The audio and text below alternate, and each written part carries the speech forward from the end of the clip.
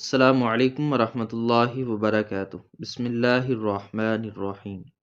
شہر کے امیر ترین سیٹ کے دونوں گردے فیل ہو گئے، کوئی ڈونر نہیں مل رہا تھا۔ ایک کوڑے والے نے اپنا گردہ دینے کی پیشکش کی، سیٹھ نے اسے گندا کہہ کر بھگا دیا۔ سیٹھ کی حالت بگڑ گئی اور وہ کوما میں چلا گیا۔ جب ہوش آیا تو ڈاکٹر نے بتایا کہ آپ کا آپریشن کامیاب ہو گیا ہے۔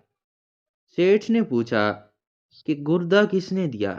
ڈاکٹر نے ایک خط سیٹھ کے ہاتھ میں دیا۔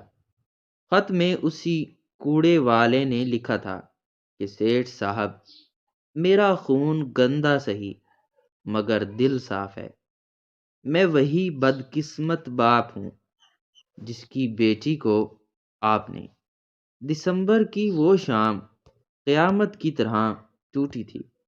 داور ٹیکسٹائلز مل کا دیو ہیکل لوہے کا گیٹ بند تھا اور باہر سڑک پر کیچڑ اور پانی کا راج تھا۔ شفٹ تبدیل ہو رہی تھی اور مزدور سروں پر پلاسٹک کی بوریاں یا پھٹے پرانے کپڑے ڈالے تیزی سے بھاگتے ہوئے بس سٹاپ کی طرف جا رہے تھے۔ اسی بھاگم بھاگ اور طوفانی شور میں اچانک ایک دل خراش چیخ نے آسمان کی گرج کو بھی مات دے دی۔ یہ چیخ کسی اور کی نہیں بلکہ فیکٹری کے ادنا ترین ملازم خاک روب اسلم کی تھی۔ سڑک کے بیچوں بیچ جہاں اسٹریٹ لائٹ کا بلب فیوز ہو چکا تھا اور صرف بجلی کی چمک میں منظر دکھائی دیتا تھا، وہاں اسلم کی 8 سالہ بیٹی گڑیا خون میں لت پت پڑی تھی۔ ایک تیز رفتار ٹرک اسے کچل کر اندھیرے میں غائب ہو چکا تھا۔ بارش کا پانی اس کے معصوم جسم سے بہنے والے سرخ گرم خون کو دھو رہا تھا، مگر خون کا بہاؤ اتنا تیز تھا کہ پانی کی رنگت بدلتی جا رہی تھی۔ اسلم جو اپنی بیٹی کو روزانہ چھٹی کے وقت ساتھ لے جانے کے لیے آتا تھا، اس نے جب یہ منظر دیکھا تو اس کے حواس مختل ہو گئے۔ وہ دیوانہ وار کیچڑ میں پھسلتا ہوا اپنی بچی کی طرف لپکا۔ گڑیا، میری بچی، آنکھیں کھول بیٹا۔ اسلم کی آواز میں ایک باپ کی کل کائنات لٹنے کا درد تھا۔ بچی کی سانسیں اکھڑ رہی تھیں اور وہ درد سے مچھلی کی طرح تڑپ رہی تھی۔ اسلم نے کانپتے ہاتھوں سے اپنی بیٹی کو اٹھایا۔ اس کا اپنا خاکی لباس بیٹی کے خون سے تر ہو گیا۔ اس نے ادھر ادھر دیکھا مگر سڑک ویران تھی، کوئی رکشہ کوئی ٹیکسی نظر نہیں آ رہی تھی۔ بارش کا زور ٹوٹنے کا نام نہیں لے رہا تھا۔ تبھی فیکٹری کا بھاری گیٹ چرچراہٹ کے ساتھ کھلا اور وہاں سے سیٹھ داور کی چمچماتی ہوئی سفید لینڈ کروزر باہر نکلی۔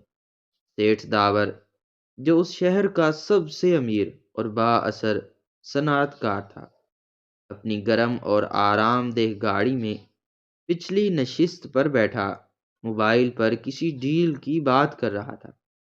گاڑی کی ہیڈ لائٹس نے بارش کے پردے کو چیرا اور روشنی سیدھی اسلم اور اس کی زخمی بیٹی پر پڑی۔ اسلم کو جیسے اندھیرے میں امید کی کرن نظر آ گئی۔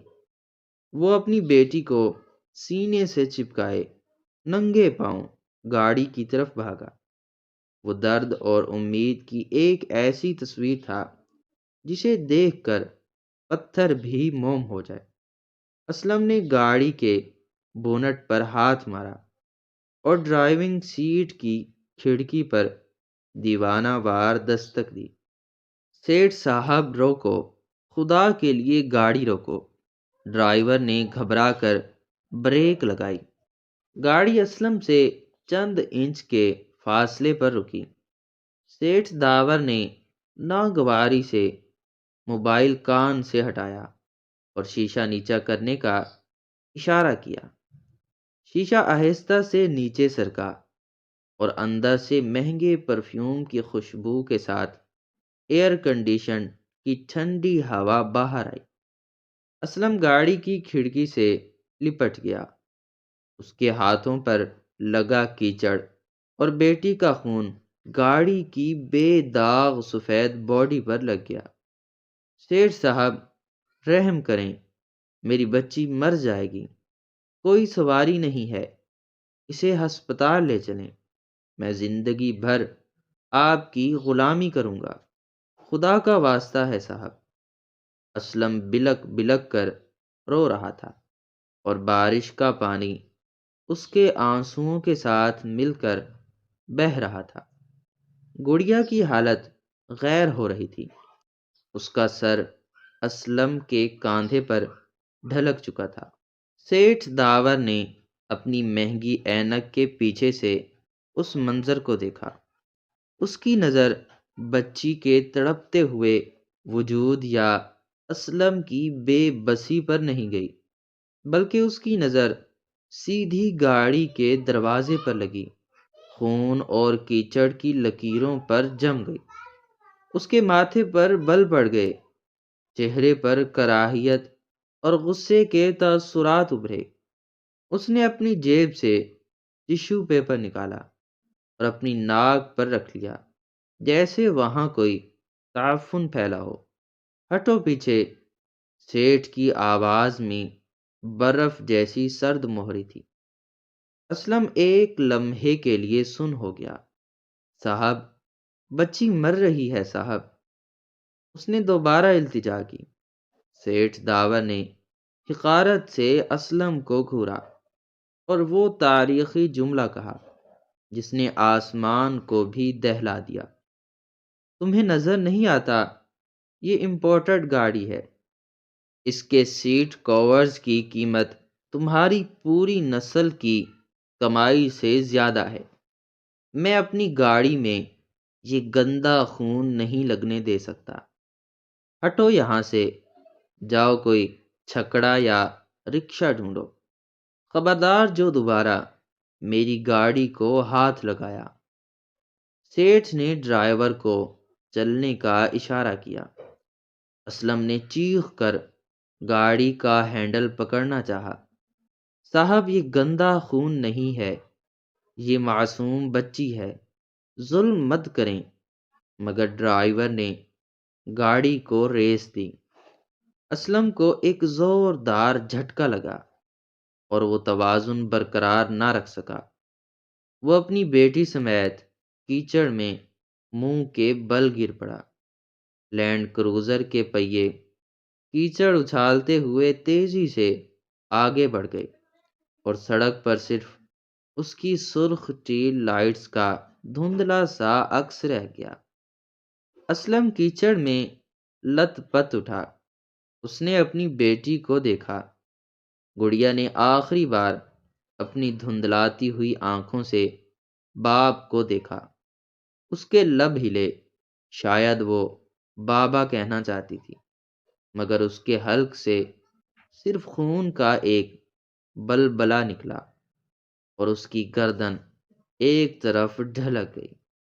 بارش اسی رفتار سے برس رہی تھی، بجلی اسی طرح کڑک رہی تھی، مگر اسلم کے لیے کائنات تھم چکی تھی۔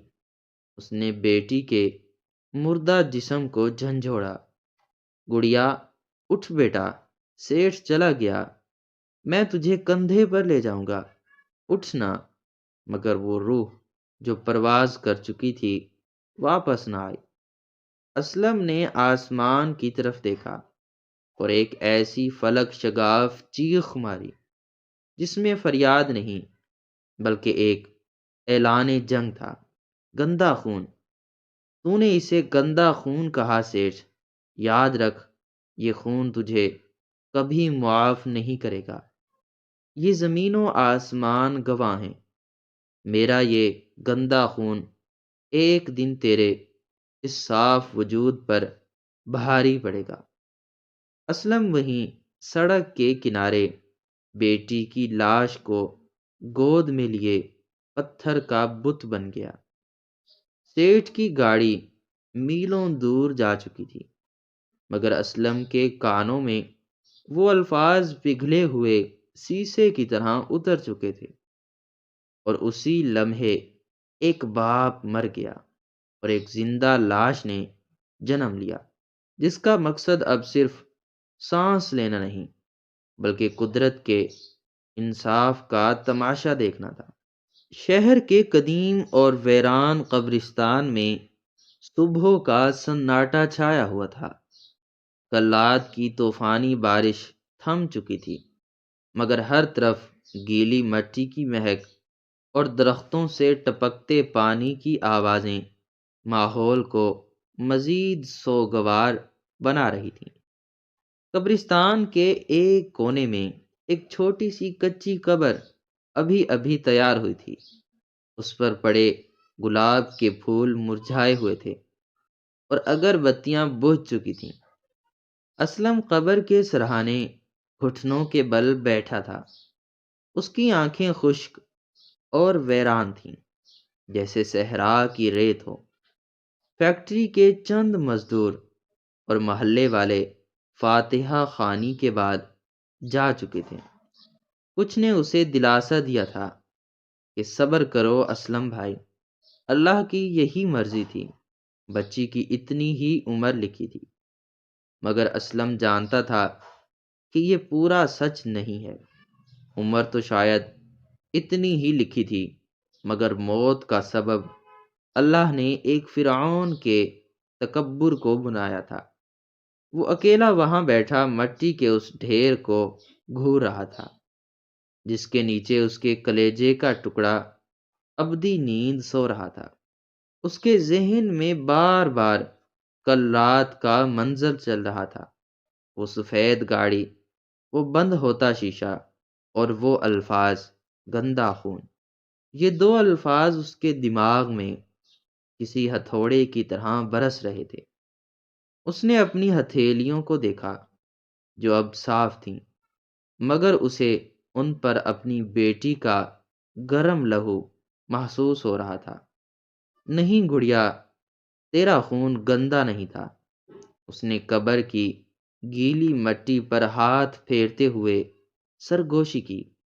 گندا تو وہ انسان تھا جس کے پاس دل نہیں پتھر تھا۔ لوگ کہتے ہیں بد دعا دو، میں بد دعا کیوں دوں؟ بد دعا تو کمزور کا ہتھیار ہے۔ میں تو انتظار کروں گا، میں دیکھوں گا کہ قدرت کیسے اس کی پکڑ کرتی ہے۔ اسلم اٹھ کھڑا ہوا۔ اس کے چہرے پر غم کی جگہ ایک عجیب سی سختی آ گئی تھی۔ یہ وہ اسلم نہیں تھا جو کل تک جھک جھک کر سلام کرتا تھا۔ یہ ایک ایسا شخص تھا جس کے اندر کچھ ٹوٹ کر بکھر چکا تھا، اور اب وہ کرچیاں اس کی آنکھوں میں چبھ رہی تھی۔ اگلے دن جب وہ فیکٹری پہنچا تو سب حیران رہ گئے۔ ساتھی ملازموں نے اسے گھیر لیا۔ ارے اسلم، تم آج ہی کام پر آ گئے، گھر بیٹھتے کچھ دن سوگ مناتے۔ مگر اسلم نے کسی بات کا جواب نہیں دیا۔ اس نے خاموشی سے اپنا جھاڑو اٹھایا اور اسی پارکنگ لاٹ کی طرف چل دیا جہاں کل رات اس کی دنیا لٹی تھی۔ وہاں اب بھی سیٹھ کی گاڑی کھڑی ہونے کی جگہ مخصوص تھی۔ اسلم نے وہاں جا کر صفائی شروع کر دی۔ سب اسے پاگل سمجھ رہے تھے کہ جس مالک کی وجہ سے اس کی بیٹی مری، یہ اسی کی گاڑی کے نیچے جھاڑو لگا رہا ہے، مگر کوئی اسلم کے دل کا حال نہیں جانتا تھا۔ وہ وہاں نوکری کرنے نہیں آیا تھا، وہ وہاں ایک سایہ بن کر رہنے آیا تھا۔ وہ روزانہ سیٹھ داور کو دیکھنا چاہتا تھا۔ وہ دیکھنا چاہتا تھا کہ وہ شخص کیسے ہنستا ہے، کیسے چلتا ہے، کیسے سانس لیتا ہے۔ اسلم جب سیٹھ کی گاڑی کے پاس سے گزرتا تو اس کی آنکھیں گاڑی کے ٹائروں اور دروازوں کا طواف کرتیں۔ وہ ایک زندہ تانا بن کر وہاں موجود رہنا چاہتا تھا۔ دوپہر کو جب سیٹھ داور فیکٹری سے نکلنے کے لیے اپنی گاڑی کی طرف بڑھا تو اسلم وہیں پاس کھڑا جھاڑو لگا رہا تھا۔ سیٹھ کی نظر اس پر پڑی۔ ایک لمحے کے لیے سیٹھ کے قدم رکے۔ اسے شاید یاد آیا کہ یہ وہی چہرہ ہے جو کل رات بارش میں بھیک مانگ رہا تھا، مگر پھر وہی روایتی تکبر اس کے چہرے پر لوٹ آیا۔ اس نے اسلم کو مکمل طور پر نظر انداز کیا اور ڈرائیور سے اشارہ کر کے گاڑی میں بیٹھ گیا۔ اسلم نے سر نہیں اٹھایا، نہ سلام کیا اور نہ ہی ہٹا۔ وہ بس ترچھی نظروں سے دیکھتا رہا۔ سیٹھ کو اس کی موجودگی سے کوئی فرق نہیں پڑا تھا، کیونکہ اس کے نزدیک اسلم جیسے لوگ وجود ہی نہیں رکھتے تھے۔ لیکن اسلم جانتا تھا کہ یہ بے نیازی عارضی ہے۔ اس نے دل ہی دل میں کہا، تم مجھے نہیں پہچانتے سیٹھ، مگر میرا درد تمہیں پہچانتا ہے۔ تم جتنی اونچی گاڑی میں بیٹھ لو، زمین اپنی کشش نہیں چھوڑتی۔ میں یہیں رہوں گا، تمہارے محل کے سائے میں، کوڑا اٹھاتے ہوئے اس وقت تک جب تک تمہارا غرور کوڑے کے ڈھیر میں نہیں بدل جاتا۔ اسلم کا یہ خاموش انتقام شور مچانے سے زیادہ خطرناک تھا، کیونکہ وہ وقت کے انتقام پر یقین رکھ کر بیٹھ گیا تھا، اور وقت نے اپنی کروٹ بدلنے کی تیاری شروع کر دی تھی۔ وقت گزرتا گیا، مہینے سالوں میں بدل گئے۔ سیٹھ داور کی دولت میں بے پناہ اضافہ ہوا۔ اس نے مزید 3 ملیں خرید لیں۔ سیاست دانوں اور وزیروں کے ساتھ اس کی اٹھ بیٹھ تھی۔ وہ سمجھتا تھا کہ وہ ناقابل تسخیر ہے، مگر وہ بھول گیا تھا کہ انسان کی رگوں میں دوڑنے والا خون اور سانسوں کی ڈور دولت کے تابع نہیں ہوتی۔ پھر اچانک ایک دن قدرت نے اس کی کلائی مروڑ دی۔ سیٹھ داور اپنے دفتر میں بیٹھا کروڑوں کی ڈیل سائن کر رہا تھا کہ اچانک اس کے کمر کے نچلے حصے میں ایک شدید درد کی لہر اٹھی۔ درد اتنا شدید تھا کہ اس کے ہاتھ سے قلم گر گیا اور وہ کرسی سے نیچے لڑھک گیا۔ اسے فوراً شہر کے سب سے مہنگے پرائیویٹ ہسپتال منتقل کیا گیا۔ ٹیسٹ ہوئے، رپورٹس آئیں، اور پھر وہ خبر ملی جس نے سیٹھ کے پیروں تلے سے زمین کھینچ لی۔ ڈاکٹرز نے بتایا کہ اس کے دونوں گردے مکمل طور پر ناکارہ ہو چکے ہیں۔ ہائی بلڈ پریشر اور شوگر کی خاموش مار نے اسے اندر سے کھوکھلا کر دیا تھا۔ گردے فیل، یہ کیسے ہو سکتا ہے؟ میں بہترین خوراک کھاتا ہوں، بہترین لائف سٹائل ہے میرا۔ سیٹھ داور اپنے پرائیویٹ VIP کمرے میں ڈاکٹر پر چیخ رہا تھا۔ یہ کمرہ کسی 5 سٹار ہوٹل کے سویٹ سے کم نہیں تھا۔ مخملی پردے، امپورٹڈ فرنیچر اور ہر سہولت موجود تھی، مگر ہوا میں دوائیوں کے بونے مہنگے پرفیومز کی خوشبو کو دبا دیا تھا۔ ڈاکٹر نے نہایت ادب سے سر جھکا کر کہا، سر، بیماری امیر غریب دیکھ کر نہیں آتی۔ آپ کا کریٹینائن لیول خطرناک حد تک بڑھ چکا ہے۔ آپ کا خون زہریلا ہو رہا ہے۔ ہمیں فوری طور پر ڈائلیسس شروع کرنا پڑے گا، ورنہ آپ کوما میں جا سکتے ہیں، اور اس کا مستقل حل صرف کڈنی ٹرانسپلانٹ ہے۔ لفظ زہریلا خون سن کر سیٹھ کے ذہن کے کسی تاریک گوشے میں ایک مدھم سی گھنٹی بجی، مگر اس نے جھٹک دیا۔ تو مسئلہ کیا ہے؟ ٹرانسپلانٹ کر دو۔ کتنا پیسہ چاہیے؟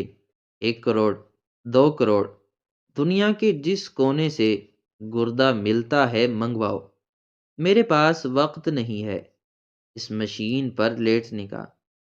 سیٹھ نے اپنے مینیجر کی طرف دیکھا۔ سنا تم نے؟ ابھی اعلان کروا دو اخباروں میں، ٹی وی پر، جو مجھے گردہ دے گا اسے میں مالا مال کر دوں گا۔ مینیجر نے سر ہلایا اور بھاگ گیا۔ سیٹھ کو لگا کہ یہ بھی کوئی کاروباری ڈیل ہے، پیسہ پھینکو اور صحت خرید لو۔ مگر قدرت اس بار کوئی رعایت دینے کے موڈ میں نہیں تھی۔ ڈائلیسس کا عمل شروع ہوا۔ مشین سے نکلتی ہوئی نالیاں سیٹھ کے جسم میں پیوست کر دی گئیں۔ وہ خون جسے وہ صاف اور شاہی سمجھتا تھا اب ایک مشین کے ذریعے کھینچا جا رہا تھا، صاف کیا جا رہا تھا اور واپس ڈالا جا رہا تھا۔ تکلیف کی شدت سے سیٹھ کی چیخیں نکل جاتی تھیں۔ وہ شخص جو ایک مچھر کے کاٹنے پر پورے گھر کو سر پر اٹھا لیتا تھا، اب گھنٹوں بستر پر پڑا مشین کی گھوں گھوں سنتا رہتا۔ پیسہ پانی کی طرح بہایا گیا۔ درجنوں ڈونرز آئے، مگر قدرت کا نظام دیکھیں، کسی کا ٹیشو میچ نہیں ہوتا تو کسی کو کوئی اور بیماری نکل آتی۔ ایک ڈونر فائنل ہوا، معاملات طے پا گئے۔ سیٹھ خوش تھا کہ بس چند دنوں کی بات ہے، مگر عین آپریشن سے 1 دن پہلے وہ ڈونر بھاگ گیا یا پولیس کے ڈر سے مکر گیا، کیونکہ گردوں کی خرید و فروخت غیر قانونی تھی۔ سیٹھ داور کا غصہ اور بے بسی دیکھنے والی تھی۔ وہ ہسپتال کے عملے پر چیزیں اٹھا کر مارتا، تم سب نالائق ہو، میرے پاس اربوں روپے ہیں اور تم لوگ میرے لیے گوشت کا ایک ٹکڑا نہیں لا سکتے۔ اس کی حالت بگڑتی جا رہی تھی، اس کا رنگ زرد اور سیاہ پڑتا جا رہا تھا، جسم سوج گیا تھا، وہ اب چلنے پھرنے سے قاصر تھا۔ ویل چیئر اس کا مقدر بن چکی تھی۔ اسلم کو فیکٹری میں یہ ساری خبریں ملتی رہیں۔ اسے معلوم تھا کہ سیٹھ موت اور زندگی کی کشمکش میں ہے۔ وہ روز دعا کرتا، مگر سیٹھ کی زندگی کے لیے نہیں، بلکہ اس انصاف کے لیے جو اب ہونے والا تھا۔ ہسپتال کے اس ٹھنڈے کمرے میں سیٹھ داور تنہا تھا۔ اس کے بیٹے کاروبار سنبھالنے میں مصروف تھے اور صرف رسمی عیادت کرنے آتے۔ بیوی اپنی سماجی مصروفیات میں مگن تھی۔ سیٹھ کو پہلی بار احساس ہوا کہ وہ نیٹوں کی گدیوں پر لیٹا ہوا ایک لاچار فقیر ہے جو اپنی سانسیں بھی نہیں خرید سکتا۔ اس کی رگوں میں دوڑنے والا وہ صاف ستھرا اور قیمتی خون اب اسے ہی ڈس رہا تھا۔ اسے صاف کرنے کے لیے اسے کسی دوسرے کی سہارے کی ضرورت تھی، اور قدرت اسے اس مقام پر لے آئی تھی جہاں اسے جلد ہی معلوم ہونے والا تھا کہ خون کی پاکیزگی لیبارٹری کی رپورٹ میں نہیں، انسانیت کے معیار پر پرکھی جاتی ہے۔ ہسپتال کے ICU میں موت کی خاموش اور ٹھنڈی پرچھائیاں منڈلا رہی تھیں۔ فضا میں ایک عجیب سی گھٹن اور مایوسی تھی جو کسی بھاری کمبل کی طرح ہر چیز پر چھائی ہوئی تھی۔ سیٹھ داور کوما کی تاریک وادیوں میں بھٹک رہا تھا۔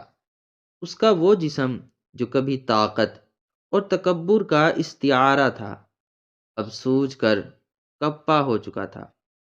وینٹیلیٹر کی مشینی سانسیں اور مانیٹر کی مسلسل بجتی ہوئی منحوس بیپ ہر گزرتے لمحے کے ساتھ اس کی زندگی کی ڈور کمزور ہونے کا اعلان کر رہی تھی۔ باہر لابی میں سیٹھ کے بیٹے اور بیگم موجود تھے، مگر ان کے چہروں پر وہ کرب نہیں تھا جو ایک مسیحا کے لیے ہونا چاہیے۔ وہ اپنے موبائل فونز میں مصروف تھے اور آپس میں جائیداد، بینک بیلنس اور آنے والے ممکنہ بحرانوں پر خسر پھسر کر رہے تھے۔ ڈاکٹر مایوس ہو چکے تھے اور انہوں نے الٹیمیٹم دے دیا تھا کہ اگر اگلے چند گھنٹوں میں کوئی ڈونر نہ ملا تو سیٹھ داور کا بچنا ناممکن ہے۔ اسی مایوسی کے عالم میں جب موت نے اپنے پنجے گاڑ لیے تھے، وارڈ کے دروازے پر ایک ایسی دستک ہوئی جس نے تقدیر کا لکھا بدلنے کی ٹھان لی تھی۔ ریسیپشن سے ایک ہنگامی کال آئی کہ ایک ڈونر مل گیا ہے جو ابھی اور اسی وقت اپنا گردہ دینے کے لیے تیار ہے۔ ڈاکٹر حیرت اور بے یقینی کے عالم میں بھاگتا ہوا نیچے پہنچا۔ اس کے ذہن میں کسی ہمدرد امیر آدمی یا کسی رشتہ دار کا خاکہ تھا، مگر جب وہ استقبالیہ پر پہنچا تو اس کے قدم وہیں جم گئے۔ سامنے کوئی سوٹڈ بوٹڈ انسان نہیں بلکہ وہی فیکٹری کا خاک روب اسلم کھڑا تھا۔ اس کے کپڑے میلے تھے، جوتوں پر کیچڑ لگا تھا اور چہرے پر کئی دنوں کی بھوک اور تھکن تحریر تھی، مگر اس کی آنکھوں میں ایک ایسی چمک تھی جو ہسپتال کی تمام فلڈ لائٹ سے زیادہ تیز تھی۔ ڈاکٹر نے اسے اوپر سے نیچے تک دیکھا اور ہچکچاتے ہوئے پوچھا، تم سیٹھ داور کو گردہ دو گے؟ کیا تم جانتے ہو یہ کتنا بڑا اور تکلیف دہ عمل ہے؟ اور تم بدلے میں کیا مانگو گے؟ سیٹھ کی فیملی تمہیں مالا مال کر سکتی ہے۔ اسلم کے لبوں پر ایک تلخ اور پر اسرار مسکراہٹ ابھری۔ اس نے ڈاکٹر کی آنکھوں میں آنکھیں ڈال کر ایک ایسا جواب دیا جو میڈیکل سائنس کی کتابوں میں کہیں درج نہیں تھا۔ ڈاکٹر صاحب، مجھے ان کی دولت کا ایک پیسہ نہیں چاہیے۔ میری صرف دو شرطیں ہیں۔ پہلی یہ کہ میرا ٹشو میچ کر کے دیکھ لیں۔ مجھے یقین ہے یہ میچ کرے گا، کیونکہ قدرت کا حساب کبھی غلط نہیں ہوتا، اور میرا اور سیٹھ کا رشتہ بہت پرانا ہے۔ اور دوسری شرط یہ ہے کہ میرا نام، میری شناخت سیٹھ صاحب کو تب تک نہیں بتائی جائے گی جب تک وہ اپنے پیروں پر کھڑے نہ ہو جائیں اور آپریشن مکمل کامیاب نہ ہو جائے۔ ڈاکٹر کو یہ معاملہ بہت عجیب لگا، مگر اس کے پاس وقت نہیں تھا۔ فوری طور پر ٹیسٹ کیے گئے اور یہ قدرت کا ایک حیران کن معجزہ تھا کہ اسلم کا ٹشو اور بلڈ گروپ سیٹھ داور کے ساتھ 100% میچ کر گیا۔ ایسا لگ رہا تھا جیسے یہ گردہ بنا ہی سیٹھ کے جسم کے لیے تھا۔ ہنگامی بنیادوں پر آپریشن کی تیاریاں شروع کر دی گئیں۔ اسلم کو جب سٹریچر پر لٹایا گیا اور تھیٹر کی جانب لے جایا جانے لگا تو اس کا دل زور زور سے دھڑک رہا تھا، مگر یہ ڈر کی دھڑکن نہیں تھی بلکہ ایک مشن کی تکمیل کی دھڑکن تھی۔ وہ سیٹھ کو بچانے نہیں جا رہا تھا بلکہ اسے ایک ایسی سزا دینے جا رہا تھا جو موت سے بدتر تھی۔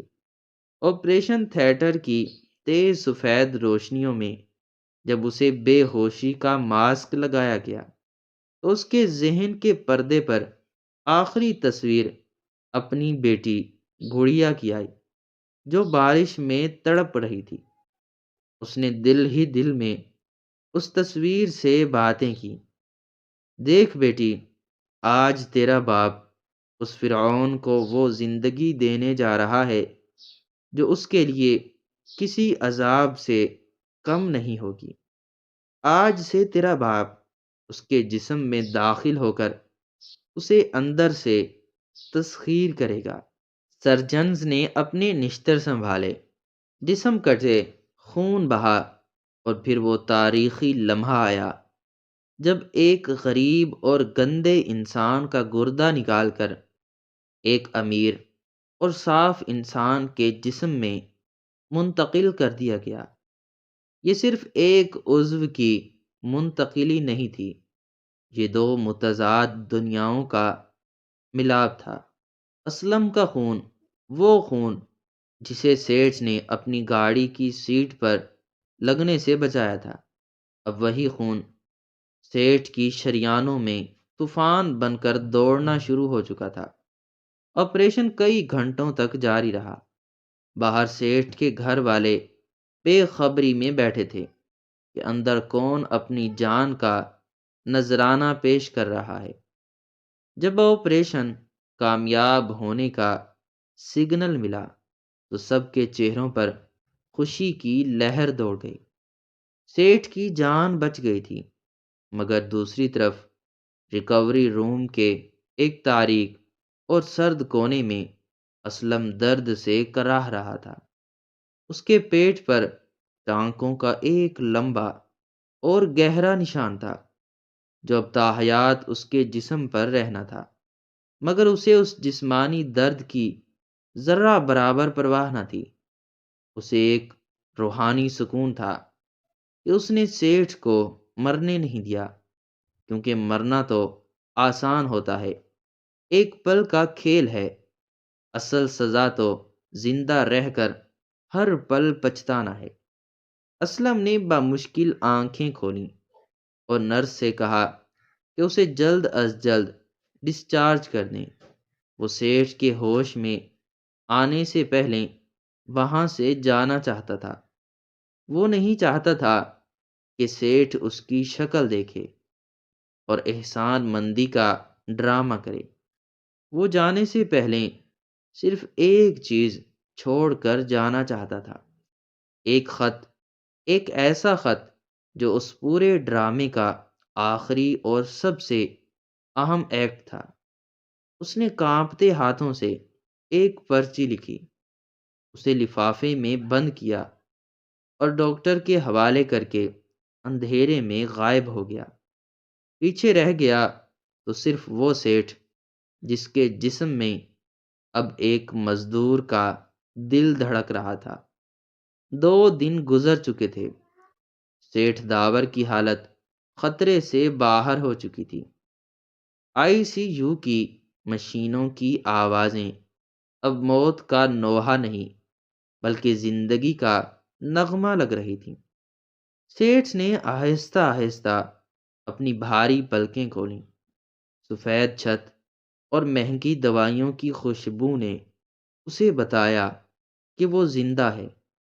اس احساس کے ساتھ ہی اس کے چہرے پر وہی پرانا تکبر اور فاتحانہ مسکراہٹ لوٹ آئی جو اس کی پہچان تھی۔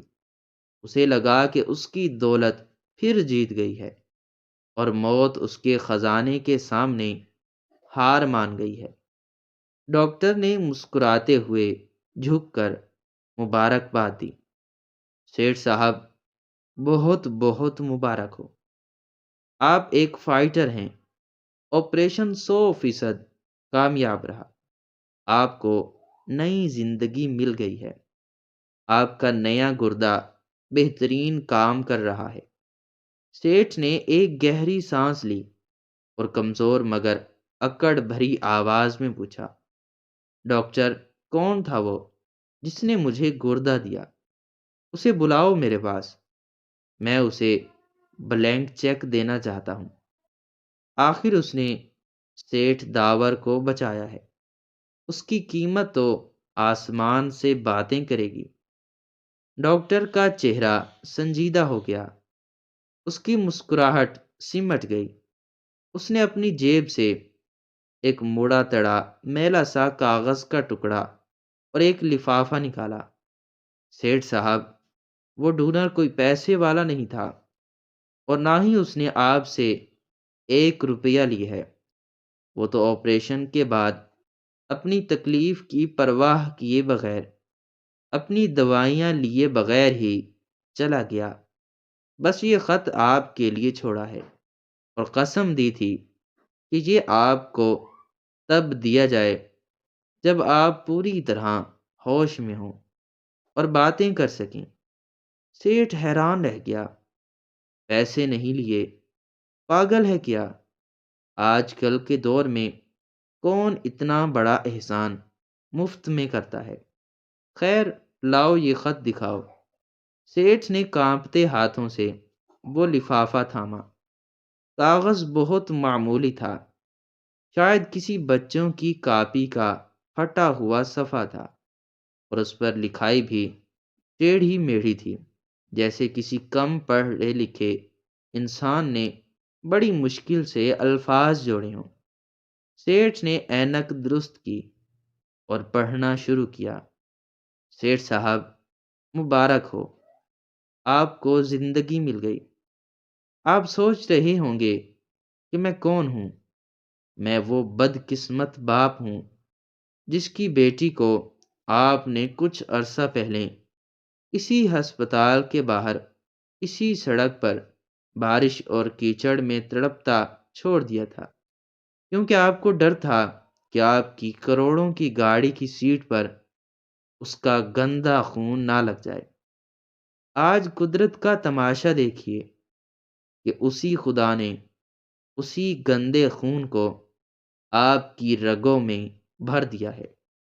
میرا گردہ اب آپ کے جسم میں ہے، میرا خون اب آپ کے دل کو دھڑکا رہا ہے۔ میں نے آپ کو اس لیے نہیں بچایا کہ مجھے آپ سے محبت تھی یا میں کوئی فرشتہ تھا۔ میں نے آپ کو اس لیے بچایا تاکہ آپ جب تک زندہ رہیں، ہر پل، ہر گھڑی، ہر سانس کے ساتھ یہ محسوس کریں کہ آپ کے اندر اسی خاک روب کا حصہ موجود ہے جسے آپ نے جانور سے بھی بدتر سمجھا تھا۔ اب آپ چاہیں بھی تو اس خون کو اپنے جسم سے نہیں نکال سکتے۔ یہ میرا انتقام ہے۔ خط پڑھتے ہی سیٹھ داور کے ہاتھوں سے وہ کاغذ چھوٹ کر سینے پر گر گیا۔ اس کے ماتھے پر پسینے کے قطرے نمودار ہو گئے۔ اس کے جسم میں لگا ہوا نیا گردہ اچانک اسے پھول کے بجائے ایک بھاری پتھر محسوس ہونے لگا۔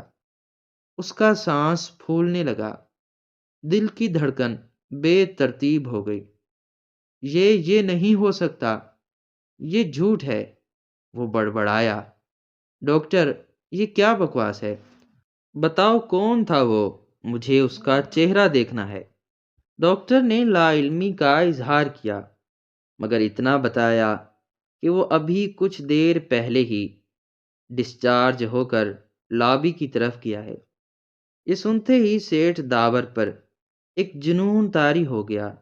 وہ بیڈ سے اٹھنے کی کوشش کرنے لگا۔ نرسوں نے روکا۔ سر، آپ ابھی نہیں اٹھ سکتے، ٹانکے کھل جائیں گے۔ مگر سیٹھ نے ایک وحشی جانور کی طرح سب کو جھٹک دیا۔ وہ ننگے پاؤں ہسپتال کے نیلے گاؤن میں ڈرپ سٹینڈ کو گھسیٹتا ہوا کمرے سے باہر لابی کی طرف بھاگا۔ اسے یقین نہیں آ رہا تھا۔ وہ اپنی آنکھوں سے اس حقیقت کو دیکھنا چاہتا تھا۔ لابی میں لوگوں کا رش تھا۔ سیٹھ دیوانہ وار ادھر ادھر دیکھ رہا تھا۔ تبھی اسے باہر نکلنے والے شیشے کے دروازے کے پاس ایک جھکا ہوا کمزور سا وجود نظر آیا۔ وہ شخص پیٹ پر ہاتھ رکھے درد کی شدت سے لنگڑاتا ہوا باہر جا رہا تھا۔ اس نے وہی فیکٹری کی خاک روب والی نیلی اور میلی وردی پہن رکھی تھی۔ سیٹھ نے اپنی پوری طاقت جمع کر کے چیخ ماری، اوئے رکو! وہ شخص رک گیا۔ سیٹھ ہانپتا ہوا گرتا پڑتا اس کے قریب پہنچا۔ جب اس شخص نے مڑ کر دیکھا تو وہ اسلم ہی تھا۔ اس کا چہرہ زرد تھا، آنکھیں دھسی ہوئی تھیں، مگر ان آنکھوں میں درد کی لہروں کے ساتھ ساتھ ایک فتح کا نشہ بھی تھا۔ وہ سیٹھ سے نظریں نہیں چرا رہا تھا۔ سیٹھ اسے دیکھ کر پتھر کا ہو گیا۔ وہی چہرہ جسے اس نے بارش والی رات دھتکارا تھا، آج وہی چہرہ اس کا محسن بنا کھڑا تھا۔ اسلم کی آنکھوں میں نہ غصہ تھا نہ نفرت، بلکہ ایک عجیب سا رحم تھا جو سیٹھ کے وجود کو ریزہ ریزہ کر رہا تھا۔ سیٹھ کے منہ سے الفاظ نہیں نکل رہے تھے، وہ بس اپنی کپ کپاتی انگلی سے اسلم کی طرف اشارہ کر رہا تھا۔ اسلم نے ایک قدم آگے بڑھایا اور سیٹھ کے بالکل قریب آ گیا۔ ہسپتال کا عملہ، مریض اور تیماردار سب ارد گرد جمع ہو چکے تھے۔ اسلم نے دھیمی مگر اتنی مضبوط آواز میں کہا کہ ہسپتال کے سناٹے میں گونج گئی، کیا ہوا سیٹھ صاحب؟ پہچان لیا نا؟ اپنی گاڑی کا کور تو آپ نے بچا لیا تھا، مگر اپنا وجود نہ بچا سکے۔ اب آپ کے ہر نوالے میں میری محنت کی کمائی شامل ہوگی، آپ کی ہر سانس میری مری ہوئی بیٹی کی قرض دار رہے گی۔ آپ نے کہا تھا نا کہ ہم غریبوں کا خون گندا ہوتا ہے، تو اب مبارک ہو، آپ بھی گندے ہو گئے۔ اب آپ جب بھی آئینے میں اپنا چہرہ دیکھیں گے، آپ کو سیٹھ داور نہیں، خاک روب اسلم نظر آئے گا۔ سیٹھ داور کو لگا جیسے کسی نے اس کے سینے پر لوہے کا گھونسا مار دیا ہو۔ اس نے بے اختیار اپنے پیٹ پر ہاتھ رکھا جہاں ٹانکے لگے تھے۔ اسے محسوس ہوا کہ وہاں کوئی اور دھڑک رہا ہے، ایک اجنبی، ایک در انداز جسے وہ نفرت کرتا تھا۔ اب وہ اس کے جسم کا اٹوٹ حصہ بن چکا تھا۔ سیٹھ کے گھٹنوں میں جان نہ رہی اور وہ وہیں بھری محفل میں زمین پر گر گیا۔ اسلم نے اسے گرتے ہوئے دیکھا، مگر سہارا دینے کے لیے ہاتھ نہیں بڑھایا۔ اس نے اپنی قمیض ٹھیک کی، ایک آخری نظر اس گرے ہوئے بڑے آدمی پر ڈالی اور مڑ کر باہر کی روشنی کی طرف چل دیا۔ سیٹھ داور وہیں ٹھنڈے فرش پر پڑا رہ گیا۔ اس کی کروڑوں کی دولت، اس کا تکبر، اس کی امپورٹڈ گاڑیاں، سب کچھ اسی لمحے بے معنی ہو چکا تھا۔ وہ ایک زندہ لاش بن چکا تھا جس کے اندر ضمیر کا الاؤ دہک اٹھا تھا، اور یہ آگ اب اسے مرتے دم تک جلانے والی تھی۔ اسلم کے جانے کے بعد سیٹھ داور کو اس کے گھر والے اور ڈاکٹرز اٹھا کر واپس کمرے میں لے آئے۔ جسمانی طور پر وہ بچ گیا تھا، نیا گردہ بہترین کام کر رہا تھا، مگر روحانی طور پر اس کی موت واقع ہو چکی تھی۔ اگلے کچھ دنوں اور ہفتوں میں سیٹھ کی حالت ایک نفسیاتی مریض جیسی ہو گئی تھی۔ وہ گھنٹوں اپنے بیڈ پر بیٹھا، اپنے ہاتھ کی نبض پر انگلی رکھے اسے محسوس کرتا رہتا۔ اسے اپنی نبض میں اپنی دھڑکن نہیں، بلکہ اسلم کی بیٹی کی آخری ہچکیاں اور چیخیں سنائی دیتی۔ وہ پانی کا گلاس ہونٹوں سے لگاتا تو اسے لگتا کہ وہ اسلم کے میلے ہاتھوں سے پانی پی رہا ہے۔ وہ کھانا کھاتا تو اسے محسوس ہوتا کہ یہ نوالہ اس کے گلے میں کانٹے کی طرح پھنس جائے گا، کیونکہ یہ اس شخص کے جسم کا صدقہ ہے جسے اس نے بھوکا مارا تھا۔ اس نے کمرے کے تمام شیشے توڑوا دیے تھے، کیونکہ اسے وہاں اپنا عکس نہیں بلکہ اس خاک روب کا عکس نظر آتا تھا، جو اسے طنزیہ مسکراہٹ سے دیکھ رہا ہوتا تھا۔ وہ گندا خون کا تانا جو اس نے اپنے تکبر میں دیا تھا، اب ایک ٹھوس حقیقت بن کر اس کی رگ و پے میں سرایت کر چکا تھا۔ اسے ہر وقت اپنے جسم سے ایک عجیب سی بو آتی تھی، حالانکہ وہ بہترین پرفیوم استعمال کرتا تھا، مگر یہ بو اس کے جسم کی نہیں، اس کے کردار کی تھی، جو اب اس پر آشکار ہو چکی تھی۔ ایک برسات کی رات، جب آسمان اسی طرح رو رہا تھا جیسے اس منحوس رات کو رویا تھا، سیٹھ کھڑکی کے پاس ویل چیئر پر بیٹھا باہر اندھیرے میں گھور رہا تھا۔ اسے وہی منظر یاد آیا، سفید گاڑی، اڑتا ہوا کیچڑ اور تڑپتی ہوئی بچی۔ اس کی آنکھوں سے آنسو جاری ہو گئے، یہ پچھتاوے کے آنسو تھے جو بہت دیر سے بہے تھے۔ اس نے سوچا کہ وہ اسلم کو ڈھونڈے، دنیا کے جس کونے میں بھی ہو اسے تلاش کرے، اس کے پیروں میں گر کر معافی مانگے، اسے اپنی آدھی دولت، اپنی جائیداد دے دے۔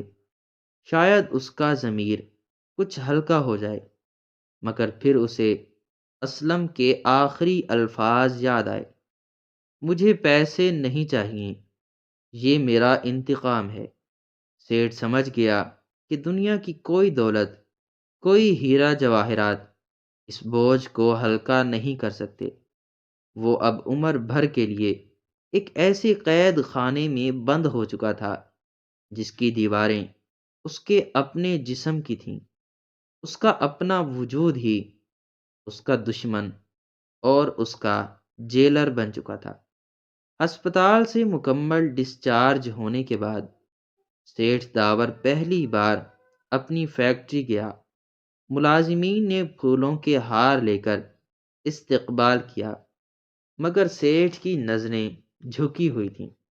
وہ سیدھا اسی پارکنگ لاٹ میں گیا جہاں اسلم کی بیٹی مری تھی، اور جہاں اسلم جھاڑو دیا کرتا تھا وہاں اب بھی سیٹھ کی وہی سفید لینڈ کروزر کھڑی تھی، مگر آج سیٹھ کو وہ چمچماتی گاڑی ایک تابوت لگ رہی تھی۔